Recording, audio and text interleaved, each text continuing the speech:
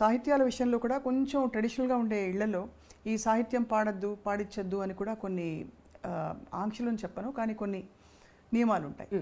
So ఆ నియమాలు అంటే ఉదాహరణకి రొమాంటిక్ డ్యూయట్స్ ఒక దశకంలో అయితే బాగా సాహిత్యాలు కొద్దిగా శృతి మించి కూడా మనం ఉన్నాయి, ఎప్పుడూ ఉన్నాయండి. అంటే మరీ ఇప్పుడు సపోజ్ నేను అన్నయ్య పాడుతున్నాను అనుకో, అసలు నేను అన్నయ్య డ్యూయట్ పాడేటప్పుడే నేను బుక్ ఇలా అడ్డం పెట్టుకుని పాడేదాన్ని. నాకు మొహమాటంగా ఉండేది చాలా. తర్వాత తను చెప్పేవాడు ఇలా అయితే ఎలా పాడగలుగుతాం, అప్పటికి ఇంకా అంత పెద్దగా ట్రాక్ సిస్టమ్ లేదు కదా, అలా ఉంటే పాడొచ్చు, ఇద్దరం కలిసి పాడాల్సి వచ్చినప్పుడు నువ్వు అలా ఉండకూడదు, పాటగా తీసుకో అని. లక్కీగా ఏంటంటే మా ఇద్దరికి అలాంటి సాంగ్స్ రాలేదు. అవును, ఇద్దరికి అంత భయంకరమైన సాహిత్యం ఉన్నవి లేవు. ఒకవేళ 1-2 వచ్చినా కూడా తను ఏం చెప్పాడంటే మేము ఇద్దరం పాడడం, ఇది మీరు వేరే వాళ్ళ చేత పాడించేసాయి అని చెప్పేసేవారండి. అసలు మీ ఇద్దరం తను పాడదు, మీరు వేరే ఇంకెవరి చేతన్నా పాడించుకోండి అని చెప్పేసేవారు అనమాట. ఆ ఇబ్బంది ఎప్పుడు నాకు అంతగా రాలేదండి. సపోజ్ ఇంకొంచెం ఏదైనా నాకు నా నాలెడ్జ్కి తెలిసి ఏదన్నా కొంచెం బాగాలేదు ఇక్కడ అంటే నేను కొంచెం ధైర్యంగానే చెప్పేదాన్ని, ఇది బాగాలేదండి నాకు ఇబ్బందిగా ఉంది అని. అప్పుడు కొంచెం మన మాటను కూడా వినేవాళ్ళండి. అప్పుడు మీరు వదులుకోవడం కూడా పెద్ద విషయం, అంటే అవకాశం కదా. అవును అవును. అంటే మీరు దేనికి ప్రాధాన్యత అంటే వస్తున్నాం అప్పుడే కదా, మేము కూడా వస్తున్నాం. ఒక సాంగ్ వదులుకోవడం అంటే అది చాలా పెద్ద విషయం. ఎప్పుడైనా చూకమంటుందా ఇప్పుడు తలుచుకుంటే? అంటే అన్నది మంచి పనే చేశాను అనిపిస్తుంది. చాలా గొప్ప విషయం అండి, నా కళ్ళలో నీళ్ళు వస్తున్నాయి మీరు చెప్తుంటే. ఎందుకంటే నాకు ఎప్పుడు మీలో ఒక గుణం, ఇది వ్యక్తిగతం అయితే ఏమనుకోకండి, కానీ అన్నయ్య గీసిన గీత నేను దాటకూడదు, అన్నయ్యకి తగ్గట్టుగా నేను ఉండాలి, అమ్మ నాన్నకి తగ్గట్టు ఉండాలనే ఆ చక్కదనం మీలో కనిపిస్తుంది. అంటే అన్నయ్య కూడా ఎప్పుడు కూడా నువ్వు ఇలా ఉండాలని ఎప్పుడు చెప్పలేదండి. తన్ని చూసే మనకు అర్థమైపోతుంది. తన ఒక్క చూపుతో ఇది నచ్చింది నచ్చలేదు అని తను మనం గమనించి చెప్పేసేయచ్చు. మన బిహేవియర్ ఎలా ఉన్నప్పుడు తను ఒక చూపు చూశాడంటే సేమ్ మా మదర్ అనమాట, ఓకే అర్థమైపోతుంది తనకు నచ్చలేదు, తనకు నచ్చినట్టు మనం ఉండాలి. అంటే చాలామంది అంటారు, అంటే మీ ఇండివిజువాలిటీని వదులుకోవడం కదండి అది. బాలుగారు చెప్పినట్టే మీరు ఉండాలి, ఆయన పద్ధతిలోనే మీరు ఉండాలి అంటే నేనేం నష్టపోలేదు కదండి. నేనేమి నష్టపోలేదు. నేను ఫీల్ అయితే నాకు స్వాతంత్రం లేదు, నేను ఇలా ఉండాలి అలా ఉండాలనుకుంటున్నాను అలా వెళ్ళాలనుకుంటున్నాను అంటే అప్పుడు నేను బాధపడచ్చు. నాకేమాత్రం లేదు, ఓకే. నేను ఎందుకంటే తను ఎంత కష్టపడుతున్నాడో, తను ఎంత పద్ధతిగా ఉన్నాడో, అందరితో ఎలా మెలుగుతున్నాడో అవన్నీ తన్ని ఇక్కడికి వచ్చాక, చెన్నై వచ్చాక నాకు అర్థమైంది. పెద్ద ఫ్యామిలీ మాది, ఆ ఫ్యామిలీని అంతా తనే పోషిస్తున్నారు. అలాంటప్పుడు తను ఎంత పద్ధతిగా ఉండాలి, ఎంత వర్క్ చేయాలి, డే అండ్ నైట్ వర్క్ చేసేవాడు. తను పిల్లలతో స్పెండ్ చేయలేదని అదని ఇదన్నీ అన్నా కూడా ఇంత ఫ్యామిలీ గడవాలి అంటే తను పిల్లలతో స్పెండ్ చేస్తే అవ్వదు. నేను ఆ ఫీల్డ్లోకి వచ్చిన తర్వాత ఇవన్నీ నాకు అర్థమయ్యాయి మోర్ దెన్. ఎందుకంటే మిగతా వాళ్ళందరికంటే కూడా నేను తనతో ఎక్కువ స్పెండ్ చేశాను. సో నాకు అప్పుడు అర్థమైంది తను నలుగురితో ఎలా ఉంటారు, ఏమన్నా ఏ ప్రాబ్లమ్స్ ఉన్నా అవి ఇంటి దగ్గర. వన్స్ స్టూడియోకి వచ్చేసాక అసలు కంప్లీట్గా బాలసుబ్రహ్మణ్యం ఆ పాటకు చేంజ్ అయిపోతాడు అంతే. సో ఇవన్నీ కూడా ప్రొఫెషనల్గా మనం ఇలా ఉండాలి, ఈ పద్ధతిలో ఉండాలి. మనలో అనవసరంగా ఒక మాట మనం మాట్లాడకూడదు, మన గురించి ఇంకొకళ్ళు మాట్లాడకూడదు అంతే. ఆ పద్ధతి అట్లా అలవాటైపోయింది తనతో ఉండి. మాటే మంత్రము పాట పాడినప్పుడు మీరు చాలా చిన్నవారు, మీరు బాలుగారు కలిసి పాడిన ఈ పాట ఇప్పటికీ స్టేజ్ మీద హిట్ సాంగ్స్లో ఇష్టపడి, నేను సినిమా పాటలు నాకు అన్నీ రావు కానీ పాడమంటే ఈ పాట చాలా ఇష్టంగా ఎంచుకునే పాట. ఆ పాట పాడినప్పుడు అంత అలవోకగా, అంత పవిత్రంగా, బ్యూటిఫుల్ మెలడీ, అది రొమాన్స్ పలికించడం కూడా అంత అందంగా ఎలా పాడారండి? యాక్చువల్గా మొదట తమిళ్లో వచ్చిందండి అది. తమిళ్లో ఇళయరాజా గారు, జెన్సీ గారు పాడారు, సింగర్ జెన్సీ గారు ఉండేవారు తమిళ్లో, ఆవిడ పాడారు. ఆ పాట విన్నప్పుడు నేను చాలా ఇన్స్పైర్ అయ్యాను. ఎంత బాగుంది ఈ సాంగ్, అసలు బ్యాక్గ్రౌండ్స్ కానీ సాంగ్ కానీ ఇట్లాంటి పాటలు పాడే అదృష్టం దొరుకుతుంది అన్నప్పుడు సీతాకోకచిలుకలో ఇవాళ రికార్డింగ్ ఉందని వెళ్ళిన తర్వాత ఆ ట్యూన్ వినిపించగానే నాకు అసలు చాలా ఆనందం వేసేసింది అనమాట. ఈ పాట మనం పాడాలనుకున్నాం, మనకు వచ్చింది ఈ పాట అని. ఆ బ్యాక్గ్రౌండ్స్ మీరు ఇప్పుడు కాదు ఇంకో 10 సంవత్సరాల తర్వాత విన్నా కూడా అండి మనల్ని ఎక్కడికో తీసుకెళ్ళిపోతాయి. అప్పుడు ఇలా చేశారా, ఇంత మంచి బ్యాక్గ్రౌండ్స్ ఇచ్చారా, ఇంత బ్యూటిఫుల్గా ఒక సాంగ్ కంపోజ్ చేశారా అనిపిస్తుంది. ఎన్నిసార్లు పాడారు మీరు అన్నట్టు, ఆ పాట ఎన్నిసార్లు పాడినా కూడా మనల్ని ఒక లోకల్లోకి తీసుకెళ్ళిపోతుంది. కానీ నేను అన్నయ్య కూడా ఇద్దరం చాలా ఎంజాయ్ చేస్తూ ఆ పాటని చాలా అందంగా రావాలి పాట అని ఒక తపంతో పాడా. నిజంగా ఆ పైకి వెళ్ళిన ఆ 2 లైన్లు తరే రే రే రే ఓ అదొకటి అందమైనది. ఇది ఒకటి థర్డ్ బ్యాక్గ్రౌండ్. ఆ పాటకంతా ఆయువు పట్టు మూడో బ్యాక్గ్రౌండ్ విజయం తరరరరరరరా, అది చాలా అద్భుతంగా ఉంటుందండి. అసలు అది బాగుంటుంది.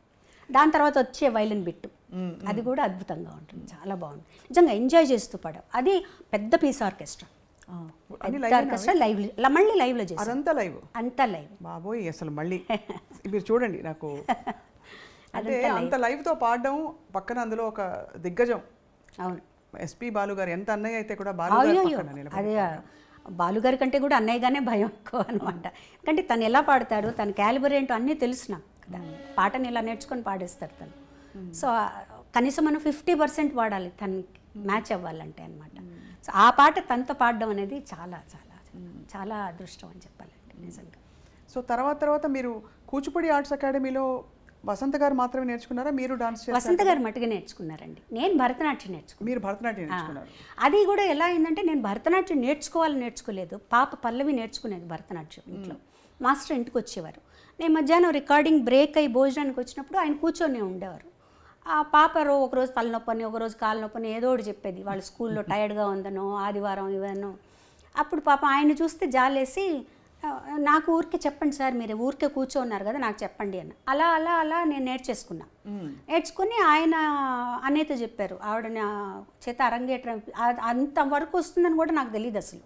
తర్వాత ఇంట్లోకి ఎవరు ఎక్స్పెక్ట్ చేయాలి అరంగేట్రం చేసే లెవెల్కి డాన్స్ చేస్తామని. తర్వాత అరంగేట్రం చేయిద్దామండి అన్నారు. అంటే అన్నయ్య అన్నారు, నాకు తెలిసి తను ఎలా చేస్తుందో నాకు తెలియదండి, అంటే ముందు గజ్జ పూజ చేస్తారు కదా, అది చేద్దాము అని చిదంబరంలో టెంపుల్లో చేసాం గజ్జ పూజ. అప్పుడు అన్నయ్యకి కాన్ఫిడెన్స్ వచ్చింది. ఆ తర్వాత అరంగేట్రం. ఏమన్నారు అప్పుడు చూసి మీ డాన్స్? చాలా, నేను ఎక్స్పెక్ట్ చేయలేదు అసలు నువ్వు డాన్స్ చేస్తావని. ఇలా ఎవరికీ తెలియదు ఇంట్లో. ఊరికే ఆయన చెప్పేవి నేర్చుకునేవాళ్ళు, నా పాడికి నేను చేసుకుంటూ ఉండేదాన్ని.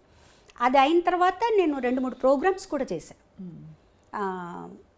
ఐసీఎఫ్ ఇంటర్గల్ కోచ్ ఫ్యాక్టరీ వాళ్ళకి, తర్వాత కళాసాగర్ వాళ్ళకి చేశాను.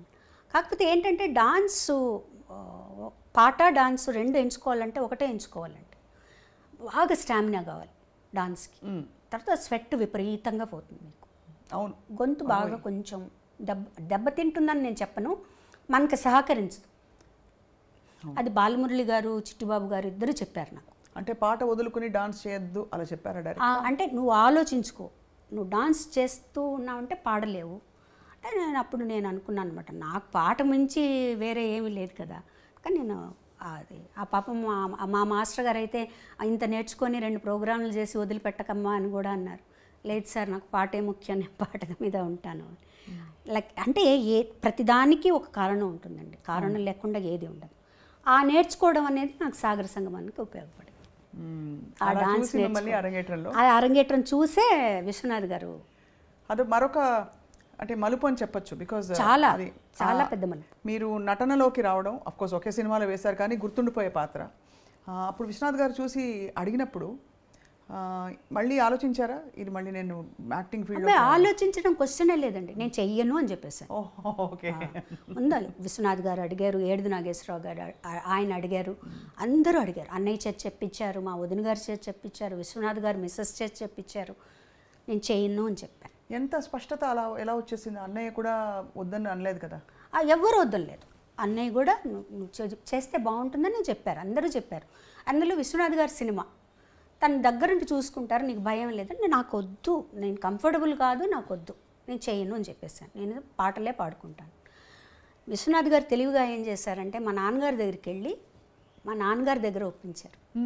బాబాయ్ నేను మంచి క్యారెక్టర్, దాని చేత చేయిస్తాను, ఎటువంటి చెడ్డ పేరు రాదు అవన్నీ చెప్తే ఇంకా నాన్నగారు నన్ను పిలిచి అన్నయ్య అంతలా అడుగుతున్నారమ్మా నువ్వు చేయొచ్చు కానీ రిలక్టెంట్గానే ఒప్పుకున్నానండి ఆ క్యారెక్టర్. నిజం అంటే సరిపోయింది, నేను ఇష్టం లేకుండా చేయబట్టి ఆ క్యారెక్టర్ కరెక్ట్గా సరిపోయినట్టే అనిపిస్తుంది నాకు. నాకు యాక్టింగు అంత కష్టం అనిపించలేదు, ఎందుకంటే ప్రతిదీ విశ్వనాథ్ గారు కరెక్ట్గా యాక్ట్ చేసి ఇలా చెయ్యాలి, చిన్న చిన్న మూమెంట్స్ జుట్టు ఇలా వెనక్కి వేసుకోవడం దగ్గర నుంచి ఆయన చేసి చూపించేవారు. మా నాన్నగారి మీద నాకెంతో గౌరవం ఉంది, భక్తి ఉంది. ఇప్పుడు తప్పులు తెలుసుకుని నేను ఆయన మర్చిపోలేను. అందుకే చెప్తున్నాను, నువ్వు నాతో వస్తావో ఇక్కడే ఉంటావో ఆలోచించు. శైలు, నువ్వు ఇంకా చిన్న పిల్లవే అనుకున్నాను. చాలా ఎదిగిపోయావమ్మా.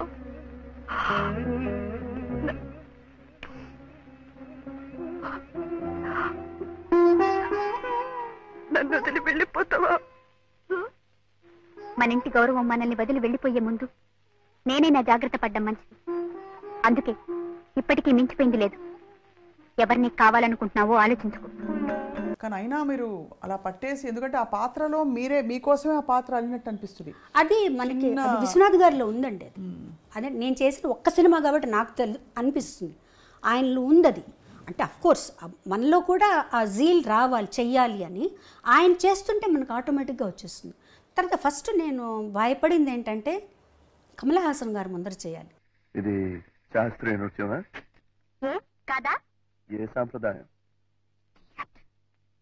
ఎన్ని సంప్రదాయాలు ఉన్నాయో కూడా తెలుసా నీకు?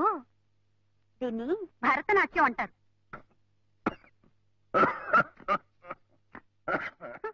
అమ్మో, అది నాకు అసలు నాకు వచ్చే ఆయన చెప్పినట్టు ఏదో కోతులు అవి గెంతులు వేస్తున్నట్టు, భూతాలు దయ్యాలు అన్నట్టు ఆ నా డాన్స్ సినిమా డాన్స్కి సరిపోదు. ఎందుకంటే సినిమా డాన్స్లో అన్నీ మిక్స్ అవుతాయండి. కథక్కు అన్నీ మిక్స్ చేస్తారు. కూచిపూడి ఎక్కువగా ఉంటుంది శేషు మాస్టర్ గారికి డాన్స్లో. అందులో ఆ సినిమాకి 3 డాన్స్ మాస్టర్లు. సో ఇలా అందులో ఒక పాటకి శేషు మాస్టర్ గారు, ఒక పాటకి రఘురామ్ మాస్టర్ గారు. నాకు వేదానికి రఘురామ్ మాస్టర్ గారు, ఓం నమ శివాయకి శేషు మాస్టర్ గారు. శేషు మాస్టర్ గారు అయితే 1 వీక్ నాకు రిహార్సల్స్ ఇప్పించారు. అంటే పాట పెట్టి రిహార్సల్స్ అంత రిహార్సల్ చేసి అంతా ఓకే చేసుకున్న తర్వాత సెట్కి వెళ్ళిపోయిన తర్వాత విశ్వనాథ్ గారు ఈ మూమెంట్ మార్చేద్దాం, ఆ మూమెంట్ ఇలా మార్చేద్దాం. నాకు భయం వచ్చేసేది, బాబోయ్ నేను చేయలేనేమో అని. కానీ చేయించారు, బాగా చేయించారు. నీకేం భయం లేదు, నువ్వు టైం తీసుకో అని. బట్ డాన్స్ కొంచెం కష్టపడ్డాను, కానీ నటన మటుకు విశ్వనాథ్ గారు చెప్పినట్టే చేశాను. ఆయన ఎలా చెప్తే అలా చేశాను. ఏమిటి మమ్మీ ఉన్నట్టుండి ఎక్కడికి ప్రయాణం? డాక్టర్ తాతగారింటికి. అక్కడే కొన్నాళ్ళ పాటు ఉండి నువ్వు డాన్స్ నేర్చుకోవాలి. ఇంకా కొత్తగా నేర్చుకునేదే ఉంది. ఎన్నో ప్రోగ్రామ్స్ సన్మానాలు అయ్యాక. అదేనే నేను చేసిన పొరపాటు. పాకడం కూడా సరిగ్గా రాని పాప పరిగెత్తుతానంటే సరే అన్నాను. ఓహో, అయితే కొత్తగా నడకలు నేర్పే గురువు గారు అక్కడే ఆ ఊళ్ళోనే ఉన్నారన్నమాట. అవును. ఎవరు? బాలకృష్ణ గారు. వాట్?